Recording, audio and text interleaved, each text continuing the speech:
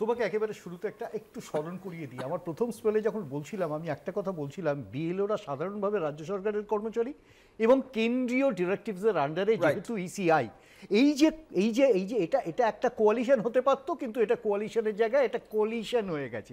In fact এখানে একটা দ্বন্দ্ব তৈরি হয়েছে, এখানে কোনো সন্দেহ নেই।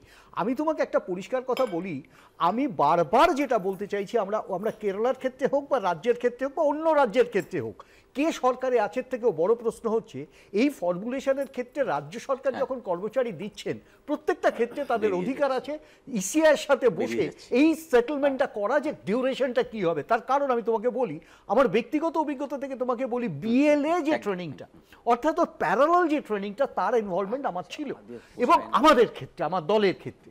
ইনফ্যাক্ট আমরা যে রেজলিউশনসগুলো করেছি, আমি খুব ভালোভাবে তোমাকে বলতে পারি যে এখানে যে প্যারামিটারে কাজটা করা, প্র্যাকটিক্যালি করতে গেলে যে লেন্দি টাইমের দরকার, সেই টাইমের একটা ব্যাপক অভাব, এবং সেক্ষেত্রে রাশ যে ব্যাপারটা আছে, তাতে বিভ্রান্ত হচ্ছেন সাধারণভাবে এরা, এবং এদের নিজস্ব কাজের বাইরে এরা একটা নির্দিষ্ট স্কেলে কাজ করতে অভ্যস্ত। সেখানে দাঁড়িয়ে এরা যেভাবে কাজগুলো করছেন, এবং 1 মাসের মধ্যে এটা প্রায় অসম্ভব। আমি যার জন্য তোমাকে এই কথাটা বললাম যে আমরা সরাসরি এটা ইলেকশন কমিশনকে জানিয়েছি, যদিও মানেননি। সেক্ষেত্রে কেরালার ক্ষেত্রে আমরা ওখানে প্রতিবাদটা করেছি এই কারণে যে ইনফ্রাস্ট্রাকচারে কাজটা হওয়া দরকার, এটা রাজ্যের ক্ষেত্রেও সত্য, আমাদের ক্ষেত্রেও সত্য, সেই ইনফ্রাস্ট্রাকচারে রাজ্য সরকার প্রতিবাদ করছেন এখানে, ওখানে ওরা বলছেন ওখানে অ্যাপ্লাই করতে দেবো না, ইনফ্যাক্ট এসআইআর-কে অ্যাপ্লাই করতে দেবো না।